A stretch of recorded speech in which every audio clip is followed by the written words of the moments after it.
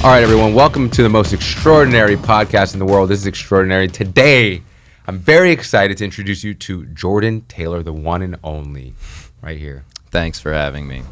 Savage, let's go. So we're talking about cameras. Yeah. And we just got some FX3s. What's your favorite camera? I mean, I have the FX3. I have the Sony Alpha 1. I'm a Sony guy. I like the FX3. I like the Alpha 1. The whole Sony lineup is great, and hopefully they come out with some new cameras soon. Do you have like a market rep at Sony that's like, hey, try this new FX3? No, I got put in touch with an agency that works with Sony, and they knew I used the cameras, and they were just like, hey, if you had a wish list of stuff that you would want, let us know. And I just put a little wish list together. They sent it over, and then I just made some reels to help, promote the camera and all that stuff. But actually, I spoke to them like a week ago because I'm going to Bali for my birthday. So I was like, hey, if you want to do something while I'm there, and they're like, yeah, send over what you want. But honestly, I think new cameras are coming out in like September, or usually come out more around Q4. So I might. So it's kind of like an Apple thing. Like every time, like here's the next one. Here's the next one. Yeah, I might wait to see what comes out. Importantly, what's going down in Bali? Just my birthday. I try to go either Hawaii or Bali every year for my birthday. Just tropical jungle vibes. Kind of look like a surfer. Yeah. Are you a surfer? No, my dad is. He's South African. He surfed growing up. I grew up in New York, New Jersey, so not too much surfing going on there. But I mean, I love the ocean. So any chance I get. Where do you stay when you go to Bali? Two areas, and like one's Ubud, which is more like jungle vibes, and then Canggu, which is like beach town type of, and I usually just split it 50-50 and get Airbnbs. Yeah. Jordan knows all the spots. If you see people that create content where it's beautiful, Jordan knows it. Yeah. He knows all the spots. I don't know if you've got like a location mark or a pin, or if it's just in his brain, but he knows every spot, every waterfall in Hawaii or LA or Bali. He's got them all. Yeah. What's cool, I mean, that's the beauty of social media, because obviously I did a lot of travel content heavy from like 2016, 2019. And honestly, I would just make stories being like, hey, I'm in so-and-so. And then whatever local travel or filmmaker was there, we'd link up and they would show me their favorite spots, which is the best way to do it, is just have someone be like, oh, yeah, I know these are the touristy spots, but here's like the cool kind of local areas. So you guys are boys, but I don't really know you. How'd you get your start? I studied film in college, and then when I graduated, I'll make a long story very short, but basically I would sneak into concert venues in New York and shoot musical artists that I thought were aspiring, and the first person I shot was Mac Miller, and then rest in peace. And then I basically, it was just a lot of networking, meeting managers or whoever, and then I ended up going on tour with this guy named Chris Cab, who was signed to Pharrell at the time. He was opening up for T-Pain and Gym Class Heroes. So then I kind of met people through there, and then long story very short is someone reached out to me and said, hey, we have a gig for you filming an artist in New York. Are you available for 4 days? And I said, yeah, do you mind me asking if it's a paid gig? And they said, laugh out loud, yeah, it's filming Usher. And I was go. Oh. And I was like, yeah, sure. And then Who's Usher? yeah, he leads people to their seats at concert venues. Right. Oh, no, not that Usher. Yeah. And Usher. Right this way, sir. Yeah. But yeah, and then 4 days led to, they were like, what are you doing tomorrow? I'm like, nothing. Oh, they're like, oh, we have Saturday Night Live. Can you come shoot Saturday Night Live? I said, sure. And they're like, what are you doing tomorrow? I'm like, oh, nothing. They're like, oh, we have the Billboard Awards in Las Vegas. Can you come to the Billboard Awards? His day-to-day manager, his team. So you just like crushed it for Usher on this 4-day shoot, and they liked you so much that they were like, tomorrow. So it's a lot of word of mouth, but also that's a testament for how good your skills are. Yeah. Because it's not a hard sell, right? If you just show someone and it's the best thing they've ever seen, they're like, what are you doing tomorrow? What are you doing next week? Yeah. All right, I got to connect you with my boy. Like, it's really good stuff. Yeah, I mean, and also, my basketball coach would say, like, luck is when preparation meets opportunity. And I felt like it was just the right timing, too, because it was around that, it was like 2012. It was when social media was starting to really build up, but not too many people knew how to take advantage of it. He was doing his press cycle where he just released an album and then wanted to go in, had to go do the Graham Norton show, go do Jimmy Fallon, do Saturday Night Live, do all this stuff. And they just knew they wanted to capture. They didn't know how. So yeah, it was just like right place, right time. I was fresh out of college.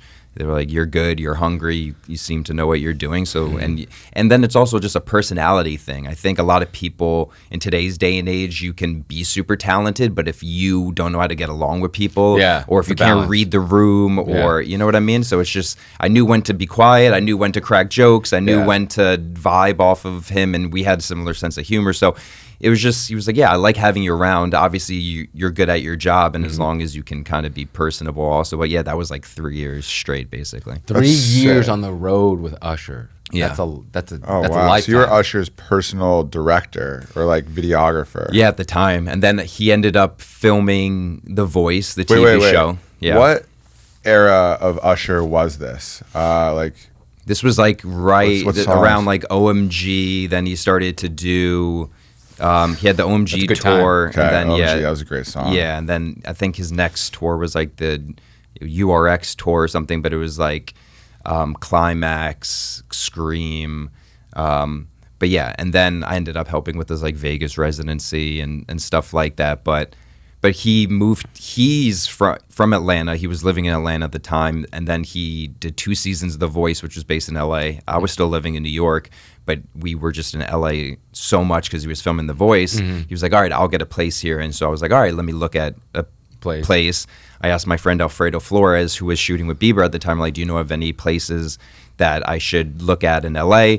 He goes, oh, my friend King Bash just moved into this place called 1600 Vine. Yeah. And then I moved into 1600 Vine the same day Logan Paul and Mark Donner and all of them moved in. I bumped into them at Bed Bath & Beyond's buying sheets. Yeah. And day one, bumped into like Jeff Wittick and Rudy Mancuso, and they're like, oh, you shoot stuff? And all of a sudden it was just like, let's shoot a sketch right now. And then it became like... shooting for everyone. You know, just shooting vines and sketches and everything. Every single day. Yeah, so...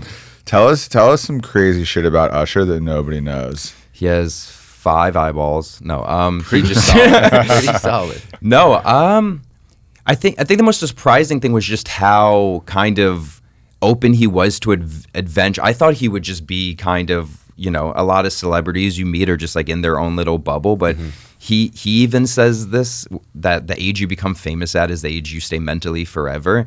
And that, you know, I think he said that quote more so about like Justin, because people were asking about Bieber because he has a relationship with him. Yeah. But even for him, he did Atlanta Star Search when he was like 13 or something, and he became kind of, you know, noticed and a child prodigy. Yeah, a child prodigy or famous at an early age.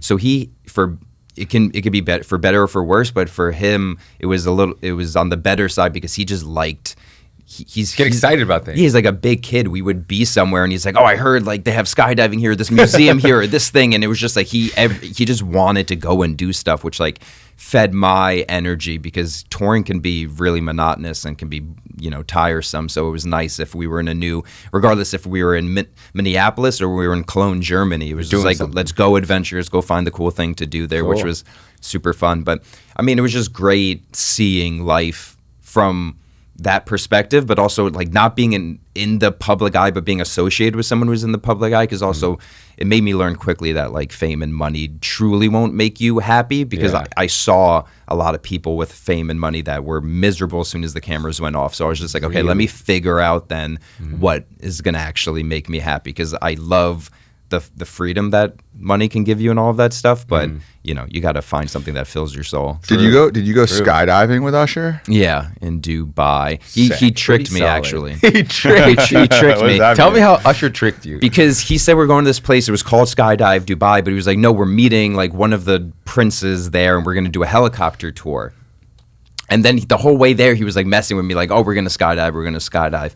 And I was like, okay, I'm not getting out of the car if we're skydiving, because I just don't want to do that right now. And he was like, no. And then he was, as we pull up, he's like, no, I'm just joking. We're just doing like a tour. So we get out, and of course, him being an artist, he was like an hour and a half late. So like the prince had like left already. And they were just giving a tour, but they were speaking broken English, being like, oh, this is Skydive Dubai. We skydive. He's like, oh, I've always wanted to skydive. He's like, oh, you skydive? And he's like, yeah, I've always wanted. He's just like, okay, you skydive. And they started putting like a parachute on him. And then he looks at me and he's like, if I'm going, you're going. And I'm just like filming. And I was just like, all right, I guess so. So they put it on, and then we ended up jumping out of a helicopter. I didn't even know you could. That was your first time? Yeah, that was my first time. And did you like it? I really enjoyed it, yeah. Have you been a second time? I haven't, just because I feel like nothing will top the experience of jumping out of a helicopter with Usher, but it was Yeah, still. that's fair. I mean, I'm down to do it again. It was better than I thought it was going to, because your stomach only drops for like 10 seconds. I Yeah. think it's the jump. I think skydiving is something that's so different that everyone needs to experience it at least once. Yeah, You know, for it's sure. hard to describe the feeling. Yeah, and once you land on the ground too, you're just like, oh, you know, death is like not that. You were all going to do it at some point, but you just feel more alive. You feel like, okay, I overcame a fear, and 100%. And it's also just nice being. It was like the sun was setting over Dubai, and it was like quiet up there. Yeah, it was really nice. It's a good way to do it. Yeah, I recommend everyone go skydive with Usher if you can. Yeah, it's true. So Out of a helicopter. you said that the first concert that you ever snuck into and filmed was Mac Miller. I have a pretty crazy Mac Miller story too, but I want to hear yours. I didn't get to. I interacted more with his manager and stuff, but he just had like great With Q? Yeah, and he had just like great energy, Mac. He was just, I was blown away by his stage presence, how he was like jumping the whole time. He was just, yeah, he was young. This was like, he was still living in. This was 2011. Yeah, he was like Pennsylvania still. Yeah. But yeah, I was just looking on Facebook at who were cool artists that I thought were, it was just like at the time it was like Hoodie Allen and Mac Miller and some of these other kind of, artists. But let's hear your Mac story. I don't know if you know this either. I don't think so. So my first business, well, actually not my first successful business, I went to USC. Nice. And I graduated in 2011, so I think we're around the same age. We went to high school together, actually. Oh, cool. Yeah. And while I was at USC, I started a record label. Oh, First cool. round records. Let's go. First Okay. Round Records, Yeah. yep. If you're not first, you're last. It's true. Ricky Bobby. Bobby Records. And Bobby Records. I don't know what to do with my the hands. first artist that I ever signed was this guy named Sammy Adams, Oh, yeah. who was kind of like in that white rapper class, if we'll call Like it that. Asher East Roth, Coast. Sammy Asher Adams. Roth, yeah. And we put together an album. I knew nothing about music or running a record label. Similar to what you were saying, like you just kind of like learn on the spot and kind of go with it. Yeah. And we put together an album and released it on iTunes. This was the iTunes days, right? This is 2010, March. And when we put up on iTunes, it went #1 on iTunes, above Lil Wayne, above DJ Khaled. And I'm a junior in college, and we're selling like, I'm like literally making millions of dollars from this. So I'm like, all right, I need to go like find it. And so then I became the music guy, where, He's the guy. where everybody would send me the person that they thought was like a good artist, right? Yeah. Just had all this inbounds. And I remember I had this one friend at college who was really had his ear to the ground on this stuff. And he sent me Nikes on My Feet by Mac Miller. And I was blown away by this music video and the videography and really Mac Miller's lyricism. So I call up Mac Miller, and based on the success of this album, Sammy and I and like our crew were flying out to London to do like a 3-week recording trip. And we were going to go record the next album. And we were in Boston, and our flight was out of, I think it's like Logan Airport to London. And I'm in contact with Mac, and I'm like, yo, dude, like come to Boston because I want to meet you. But I'm like, I'm flying to London for 3 weeks. So like we need to meet now. So he flies out, him and Q. And I invite him. We have lunch at Faneuil Hall, and we eat these like clam chowder bread bowls. And my business partner on the record label didn't want to come with me because he was like, focus on Sammy, right? Focus on Sammy. And I'm like, I like Mac Miller, so I'm going to go meet with him. So go meet with him. He's the coolest, most down-to-earth dude. And he goes back and actually record, like the next song that he records talked about this trip to Boston that he just took.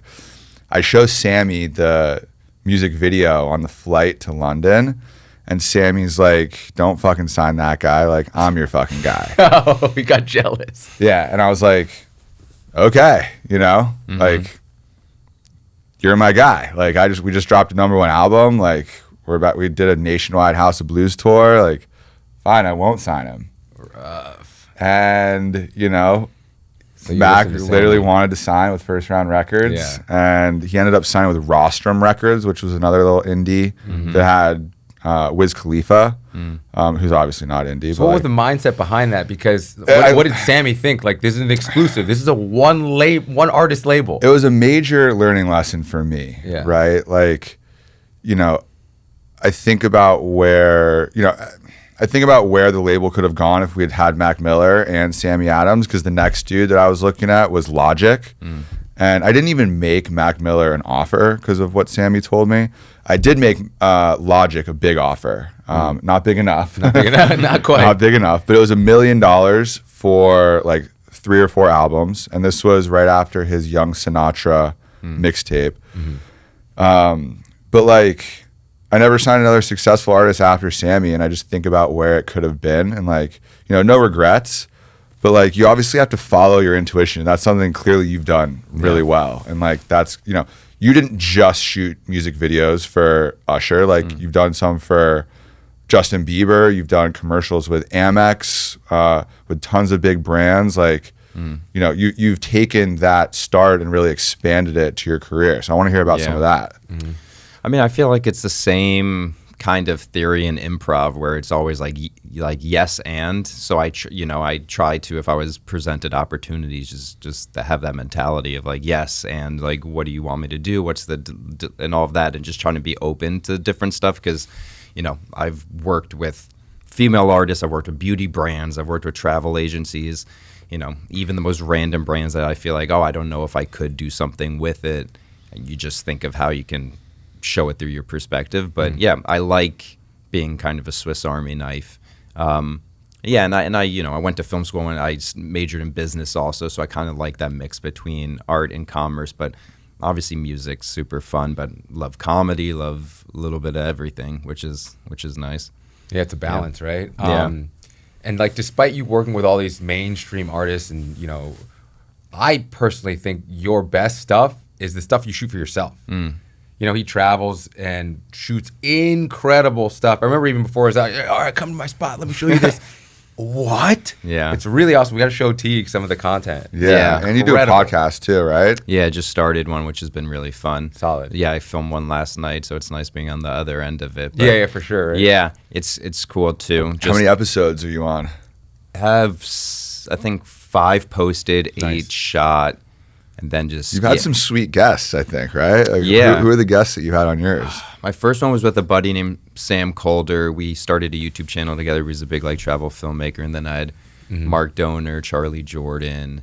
My next couple next one's with Cole Walliser. He started like the Glam Bot. He's Okay, like yeah, I know Cole. Yeah, so right now I'm just touching on people that are kind of in the filmmaking space a little bit, just because I know that's my demo. But yeah, I'm gonna try to get more musical artists on, and just more actors, or even just more people in our circle of friends and stuff. But yeah, the goal too is just to like branch out and hopefully get to the point where it's like I don't need to be texting everyone to come on the podcast. It's more like through word of mouth or other stuff. But yeah, And once you hit 20, apparently, or 21, you're in the top 1% of podcasts. oh really? Yeah. Which is wild. So just keep People going. give up at 20. People give up at 20. Everyone They gives do. up. Yep. Oh wow. Who said that? What was, There's a few. 21 Savage I said think- that. yeah.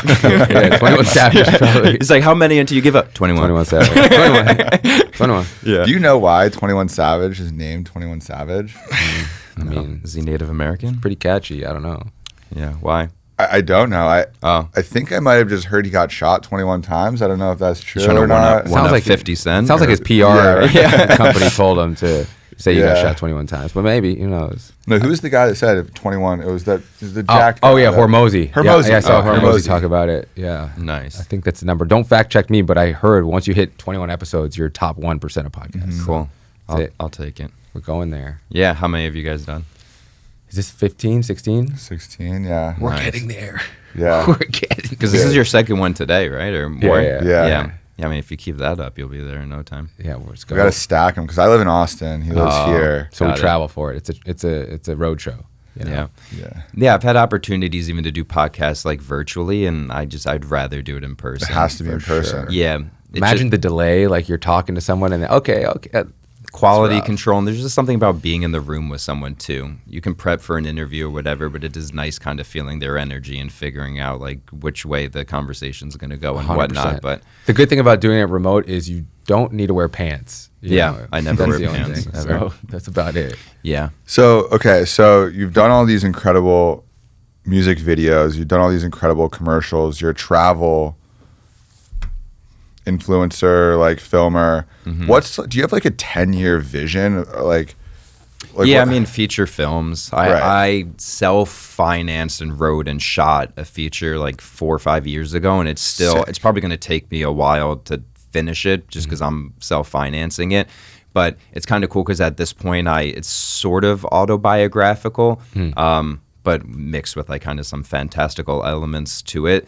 But I casted someone to play the younger version of me, and I'm thinking now, because he was maybe 10 or 11 when we were filming or something like that, so now he's like 16, 17, so I might rewrite and add some scenes where like it's me in high school. That's and cool. just have the same person. What's the movie?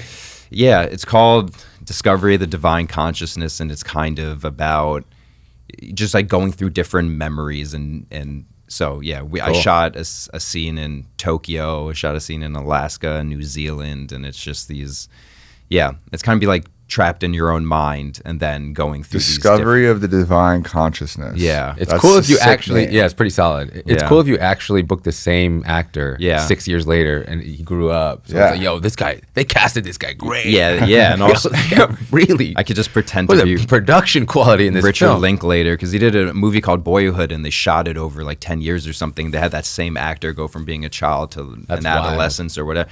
So I could pretend I planned it out that way. But True. So you shot real scenes in Tokyo, Alaska, and other places. Yeah. What's the budget for this movie? I think I spent $400,000 so far. Yeah. And this is going to be like a 90-minute full-length feature. Yeah, I think the script was around 80 pages or something like that, but it's a lot of visuals too. It's almost like, I don't know if you know who like Terrence Malick is as a director, but he does a lot of just where there's not dialogue, but it's a lot of breathing with images and stuff like that. So there's a lot of, it's like a mix of my travel filmmaking type of stuff with Cool. scenes to tie it all together and It's whatnot. actually a good question. Who are some of the directors that you look up to? You mentioned Terrence Malick. Like, who are some of your inspiration? I mean, I love Spielberg. I love, I'm trying to think of even more recent directors that it's more movies. Like I love the movie, like Eternal Sunshine of the Spotless Mind. I like the movie Her. I even like the visuals in Avatar. I'm very like science fiction-y, where I like the fantastical elements of stuff, but Like Marvel stuff, or more like certain Marvel stuff's good. I enjoyed like the Avengers and yeah. Endgame, and I could see you stuff doing like some that. Avatar stuff. It's Yeah. very Jordan Taylor. When I saw Avatar Way of the Water, I'm like, Jordan shot this for sure. What's the movie with Leonardo DiCaprio where he's stuck in his consciousness? Why am I blanking on it? Shutter Island? No. Yeah, I wasn't even close. I just shot in the that dark. one is very mental heavy. Oh, Inception. Inception. Yeah. Yeah, way off. Yeah, I was way off. No, I love Inception. I like David Fincher too. I like Benjamin Button. I thought was good for me. Obviously, he has like Seven and all the other films that are good, but I don't like leaning too dark either. Yeah. Yeah, I like finding the beauty in the darkness. Sometimes nowadays in Netflix and all these shows, it's like they go so dark. Dark so it's in like, your face, too. It's yeah, okay. like visually dark, as in you can't see what's on the TV, and then also just like thematically dark, where you're like, all right, I need to do something happy after this, or something like Yeah. sad. But yeah, I like trying to find the beauty and the hope in even darker circumstances. So it kind of stemmed from sort of autobiographical stuff about, you know, my grandpa had Alzheimer's and he passed away, and it was like me reminiscing old memories with him, and like I read a letter he wrote me as a birthday letter, and all of a sudden all the letters come off of the card, and it's like birds start flying around me, and then I'm like in I'm in New Zealand, and then I go for a hike with him, and it's like we have a conversation about like what life and death is all about, and then I'm Pretty back, cool. and then I'm back like in my apartment, which is like a metaphor for the inside of my head. And it's like I can't seem to get out of the apartment, so I'm like latching on to different things. Like my phone transports me to Tokyo, and it's like a futuristic Blade Runner type of vibes. But sounds pretty unique. Yeah, I try to find a unique way of telling it and all of that stuff. But it's going to be pretty VFX heavy just in terms of adding all these different elements to it. So that's where the time-consuming part comes in. Do you think that AI is going to help you with that? In a weird way, yeah, technology is starting to catch up, which is why I'm in no rush to finish it, because now they have, you know, in Adobe Premiere, there's going to be Firefly where you can literally just highlight a section of the video and type in a prompt Finish of like this movie. Or yeah, or just type in like what you're picturing. You can like remove stuff from it, or you can add things into it. So it's like weirdly the technology's catching up. When I filmed it, it's like I would have had to build everything out in Blender or Cinema 4D or whatever, and it's like maybe in a year or two. Yeah, technology is expensive. It's important. I heard that James Cameron wrote Avatar way back, but he waited to 20eight. Yeah, because the technology needed to catch up. There. I mean, that was a groundbreaking movie. Dude, it took him 10 years and $1 billion, and I'm like doing it myself. So it's like I'll patience, you know. At least you got the same actor though. That's gonna be production quality. Yeah. Did you hear what Ashton Kutcher said about ChatGPT or OpenAI? What about it? So Sora is their new like video bot, and he basically said that people are going to be able to write and film or like write and create their own movies that they can watch. And it just sounds like the tools are being generated through OpenAI and large language models that will allow you to create these VFX for your movie like a little bit less than $1 billion. I just wonder what the legal, because right now that's what part of the strike was about, using people's likeness or just AI in general. So I know because Apple just partnered with OpenAI. I know Adobe partnered with OpenAI. So I think that's where they're getting the text to video from, but I just wonder what it's going to mean in a legal thing. Unfortunately, I don't think that you're really going to need actors in the future. When you get to the point where you can't tell the difference, you literally can't tell, and you can just generate a film that you really want that could be better, like make something better than Top Gun and make me like it even more. And once you get to that point where you can't tell, it's... I know. I feel like we'll always be able to tell, though. There's always a human... it's something is just you can't quite put... You can tell if there's that human touch to it. But yeah, I mean, I'd love to use it as a tool. I think it's going to be a tool. I don't think you should shy away from the fact that it's going to be a tool, but use it to enhance the story you're telling. But yeah, I don't want everything to be automated. I was more thinking about the way you described the birds coming off the page and flying away, and how expensive something like that might be in like VFX versus how inexpensive that might be having AI do it. Yeah. But you still, the thing even I've heard about this is like you still need someone to write the prompts. You still need someone to come up with the ideas. Right. So I think that's where humans are always going to be necessary. You know? I think it's going to level the playing field for different writers. If you're an incredible story writer, it's going to be pretty cool for you to take your piece of art that you wrote, insert it as a prompt, and then it makes the movie that you wrote at a fraction of the cost of a studio and the time it would take to build that. Again, so if it's for a writers, tool, it's then pretty cool. Yeah. Well, you know? even this, I'm sure your editors use Autopod for this, which is just Oh, Matt, do you use Autopod? I think Matt's on Autopod. You select what video layer each camera's in. You select which audio layer the audio's in. You hit, and then it just chops it up and it cuts based on the waveform of who's talking. Who's speaking. I use it for mine, so it's like that's if it helps time you saver. save time and efficiency, then I'm all for that. But that's been forever. I don't think. It's always a fear, no matter what the technology is, that humans are going to be replaced. Even during the assembly line and everything else, people are like, "Oh, humans are not going to be necessary." But what ends up happening is you need humans to be in that automated process. Right. You know what I mean? Right, so right. you need, So I think just pivot like anything else. Innovation actually creates more jobs. Yeah. Because you have more applications for whatever that thing is. Yeah, because you still need engineers to program the actual algorithm. You're still going to need people to oversee it. You're going to need project managers. True. So, yeah, but hopefully you don't have people. Rotoscoping is no fun. Like actually going frame by frame tracing someone. It's like, why not? If you can make it easier, then I'm all for that. Yeah. Yep. Mm-hmm. Yeah. 100%. I'm actually in AI right now. Are you in AI? I'm not even here. I'm Tupac's hologram. You guys just don't know that. He's a hologram. I'm a hologram. Excited for that. Yeah, that'd be wild. Where do you find most of your inspiration for your YouTube videos that are like longer form, the travel content? Are you still excited to make that kind of stuff? Because it's the best stuff I've ever seen. Yeah, I can't wait to watch it. Yeah, can we pull some of it up and like show Teague? I mean, not right now because we're shooting, but What should I look for? What should I type in? Pull up his YouTube. The one in was it Greece? Greece was good. Or one in Africa. What should I search? Jordan Taylor. I go by Greece? Taylor Cut Films. Taylor Cut Films. Yeah. And shout out Taylor Cut Films. Taylor Cut Films. And also, like, I gotta say, you know, I was Greece. Taylor Cut Films. Greece, maybe. Sure. Okay. I gotta say, like, you know, a testament for the quality of work that you put out. Oh, you don't Sorry, pay for that. You pay for ad. What? Yeah, YouTube ads. He's like, I made my first $1 million, but I don't pay for premium. That's how he's getting paid by me watching. That's fair. But anyway, I was by NVIDIA. Boom. Oh yeah.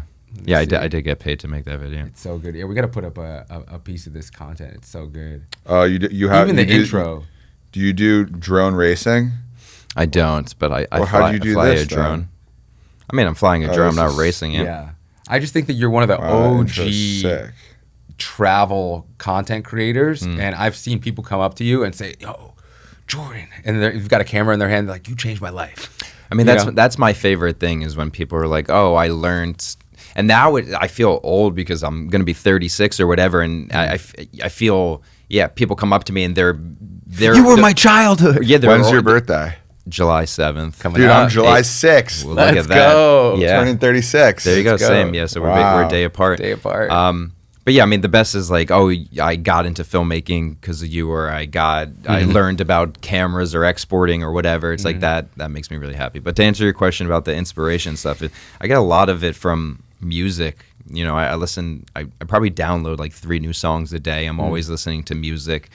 And the music like elicits a feeling, or I just naturally start thinking of visuals. But yeah, now I'm starting to dabble into like kind of composing and making my own music for stuff, and then also just, you know, thinking about how that is an actual story, and then taking my time to not just kind of go somewhere, slap a song on and it's a montage, more of like, what does this song make me feel?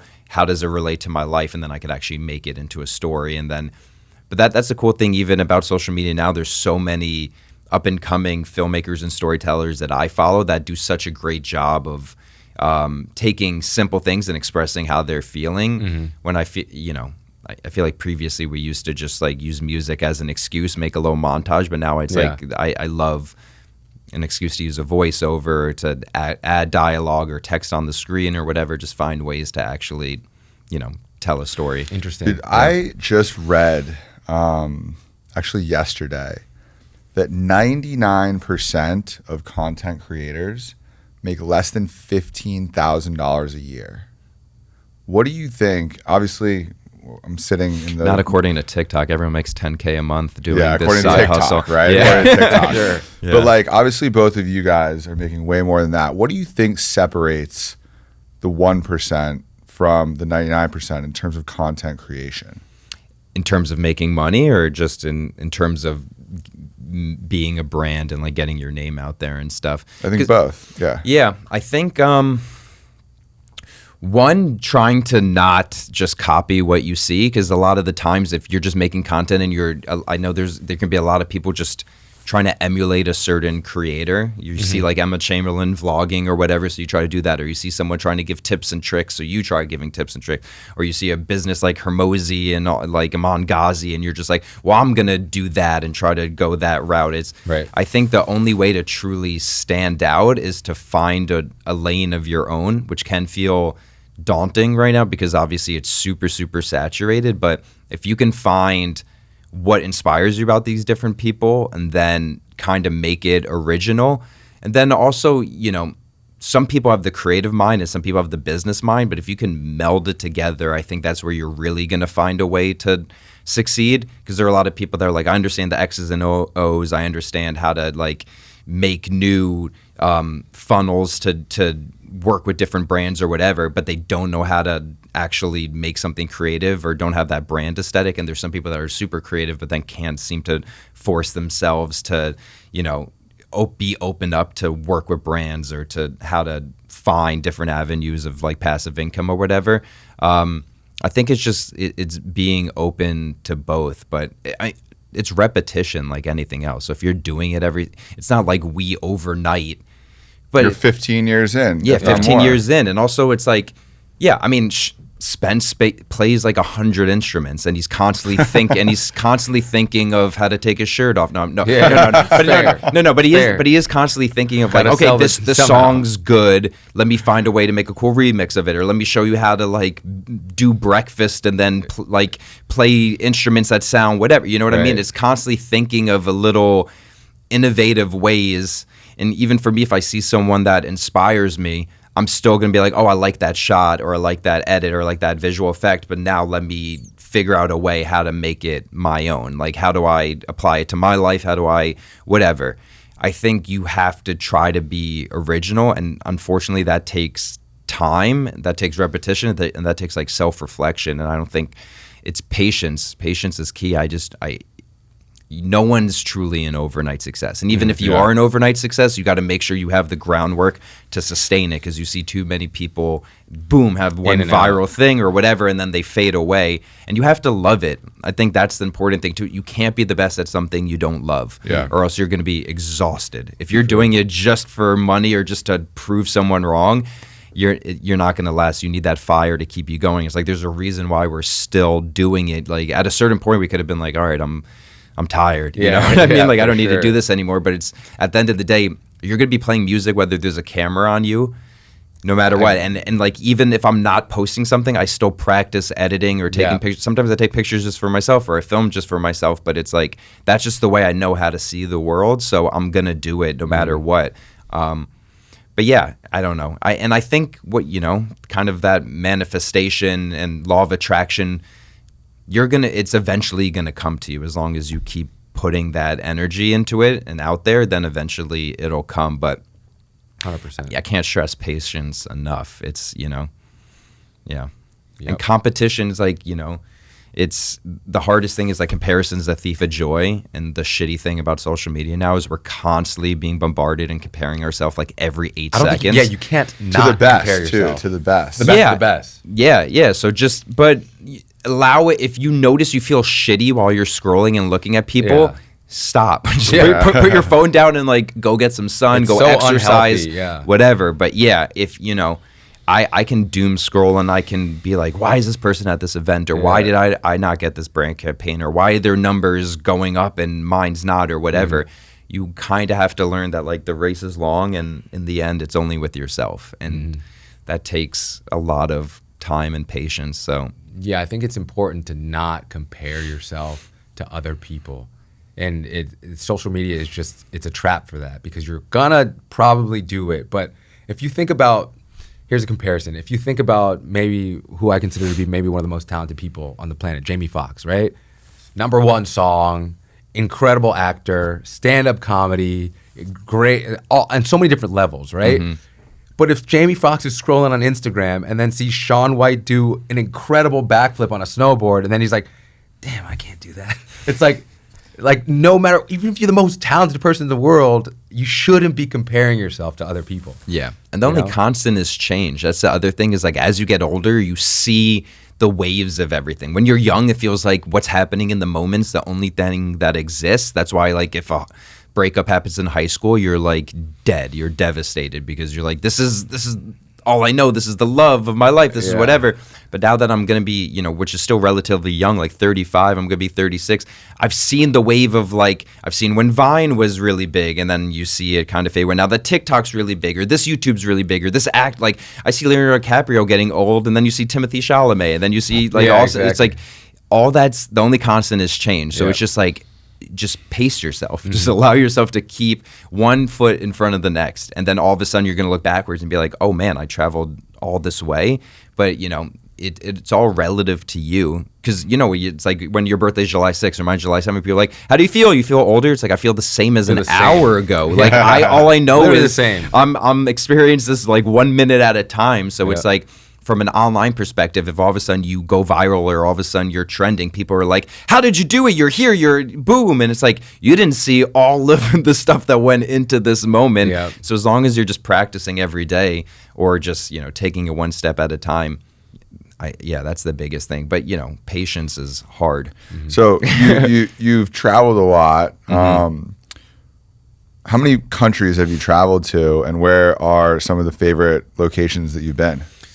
I haven't kept count, but I think I've been to every continent. Antarctica? Yeah, Antarctica. Nice. You've been in Antarctica. Yeah. I've been to every continent too. Yeah. Hey, double. Yeah, I mean, South America I've probably seen the least of. But I love Japan. I love, obviously, Indonesia, Bali. I really love... Did you do Machu Picchu?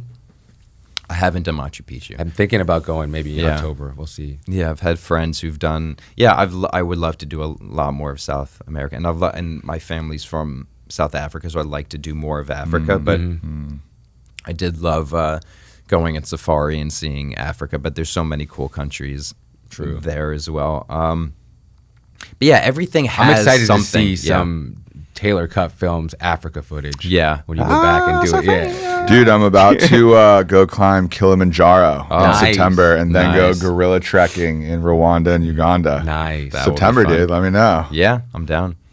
Legendary. Get some good shots. Are you training for Kilimanjaro right now? Yeah, I'm about to go climb the Rockies. He's in like, July. I'm about to go to Equinox. Yeah, I'm about to go to Equinox. Set that incline up to 35. Yeah. I'm ready, dude. I walk these stairs up to the studio. Yeah. I'm good. I'm a little nervous, dude. It's a 5-day hike. Yeah, it's a it's lot. wild. Have you? What's the longest hike you've done? I did Whitney, which is the tallest in the continental 48. Cool. I'm going to do that again in August and then doing some Rockies in Nice. July. I was supposed to do Kilimanjaro, but I backed out. Well, September. I would have 19th. loved to, but I all my friends went, but I booked a movie, so I had to like stay and work. But it was cool. But at the same time, I think it's still on the bucket list. So we'll see. Yeah, that's. I don't think a exciting. lot of people can make it to the summit. It's like a There's a no- massive percentage of them just fall out. The good thing about Kilimanjaro is that it's not a technical hike. It's just a walk.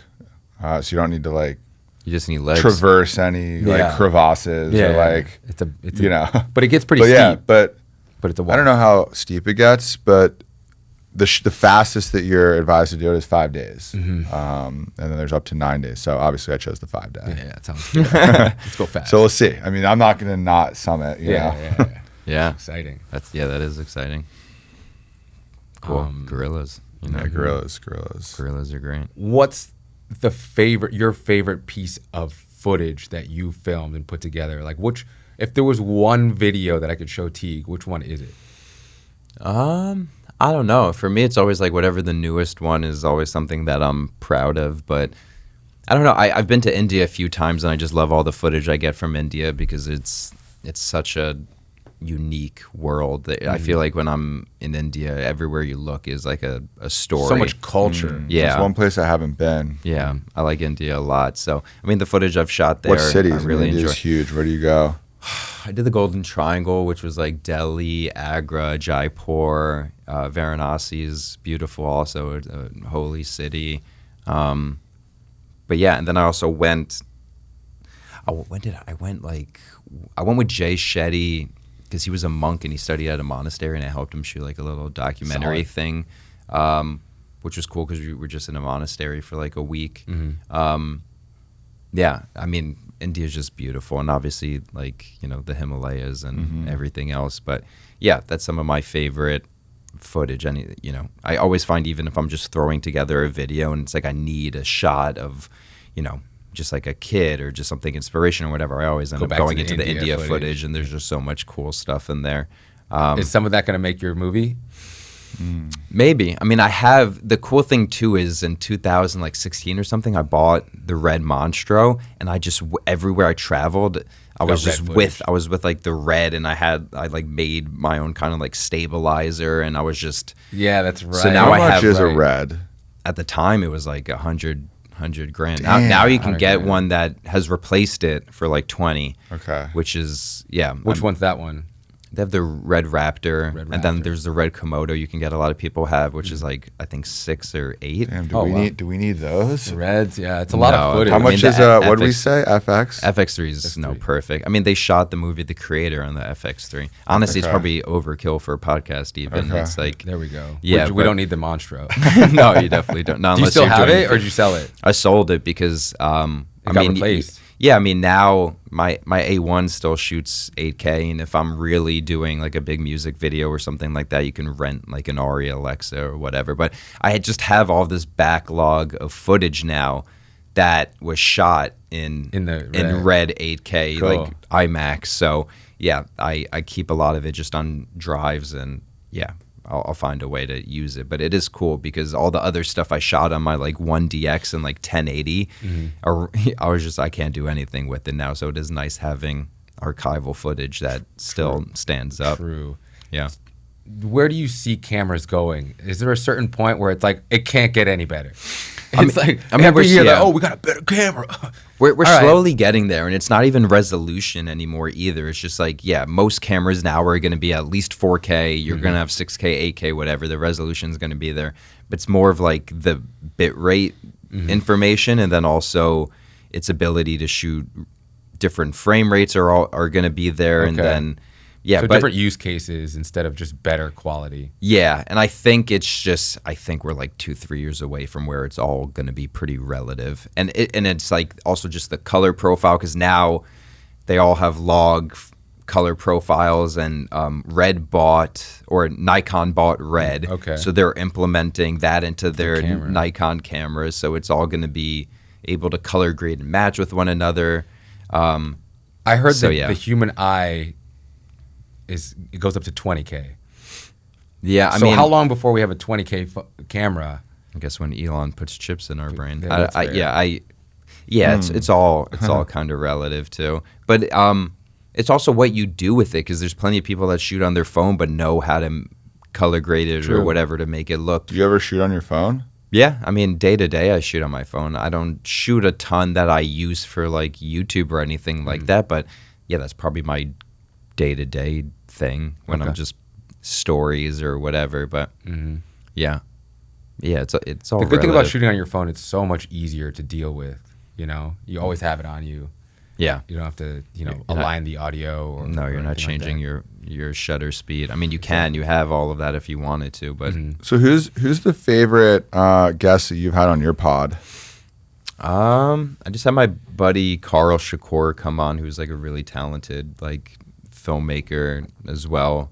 That was like a good conversation. I mean, the first one with my friend Sam Calder was really cool just because we hadn't spoken in a while. We hadn't seen each other in a few years, and it was nice to kind of catch up. And we had a YouTube channel together, and we both were doing travel filmmaking stuff around the same time. But I mean, I like to get more musical artists and stuff on too. I'll probably ask Usher on and some other people. That'd But be sick. yeah, I'll tune in for that. yeah. But it's been a good excuse to reach out to people that I haven't spoken to in a while and Get that catch up on camera. yeah, exactly. Catch up, have a conversation. And also, I have a house now, and I have a guest room. So if people come to LA for LA. Burning Man or Coachella or whatever, and they stay at the house, I'm just like, oh, let's shoot a podcast like while we're here. 'Cause Have you ever been to Burning Man? I haven't, but people are always like, it's going to be your vibe. It's like, but I'm sober, so I'm Yeah, like, it's I don't know if I want to just like go. I've never been to Burning Man either. But Sober people, meaning like don't drink alcohol either? No, Yeah. nothing. Yeah. How long have you been sober for? I mean, I haven't drank in years, like maybe 4 or 5 years. But yeah, I smoked weed during the pandemic and stuff, and I think I just needed to cut it out because I just felt tired, and I also knew it was like an escape. And for me, it's like weed can be a medicine, but if you take medicine every day, you're sick. You know what I mean? Yeah, So true. I just had to kind of realize why I was doing it. It was a good excuse to kind of zone out or whatever, but I don't know. Now I get my kind of dopamine hits and stuff from Important. Yeah, like cold cold plunging, plunging. or going to the gym or Yeah. running or sauna. I've been to That's actually the exact reason that I've never been to Burning Man either. No, I drink alcohol. I don't do drugs though, and I just feel like it's almost like a prerequisite at Burning Man. I don't. Like you I have don't, to. I don't want to be too judgmental before I experience it, but at Yeah. the same time, my perception of Burning Man from the stuff I've seen is like there's just a bunch of sandy dicks everywhere. I don't know if I really want burning men all Just over. go to Venice at like Yeah, it's 1 just like, a.m. and hang out with whoa. some people. I don't know if I want to barter for my food. No, I mean, I heard it's a great experience, but it's like I like going to bed early. I like waking up early. I don't know, but I mean, I've been to Coachella a bunch of times. I'm sure, and maybe when I'm like 40 or something, I'll end up going to. We're all gonna have a reunion at Burning Man. Like, this is the best. Yeah, We're gonna get there and it's just gonna be blown away. Yeah. yeah. But I heard the art's really cool. Obviously, the layout seems fun. But this past year, I had friends that went, and there was like a giant rainstorm, and people had to like. Mud. Yeah, They were yeah. stuck So forever. stuck for days trying to get out. Yeah, so I definitely didn't have any FOMO. Hope we packed a little more food than necessary. Yeah, I Yeah. heard it's a lot about how like nice your camp is. Yeah, which can exactly. get expensive. Yeah, and I think the more you've gone there, there's a hierarchy and you get better placement and There's a all that class stuff. system. Yeah, It's like, listen. I don't have. It's like playing World of Warcraft or something. It's just like too many rules to figure out and all that stuff. But Fair. I'm sure it's maybe one day if I get invited by the right people and Yeah. I'm feeling up to it. And but I love new experiences, but I've never like seeked it out. I've never been like, you know what I need It right now? hasn't called me yet. Yeah. I need to be in the desert. It's exciting. Well, anyway, Jordan, I know we could talk for hours probably. We would love to have you back on. Thank you Yeah. for coming. And, Yeah. and I think we should, you're definitely very extraordinary. Well, thank you. So- Yeah, great journey. It's always cool to hear. Like I'm sure there's so many people out there that like had the dream and like wish that they could execute on like what you've created. So True. very impressive story. Well, thank you. Thanks for having me. right, Extraordinary bud. with an X. Let's go.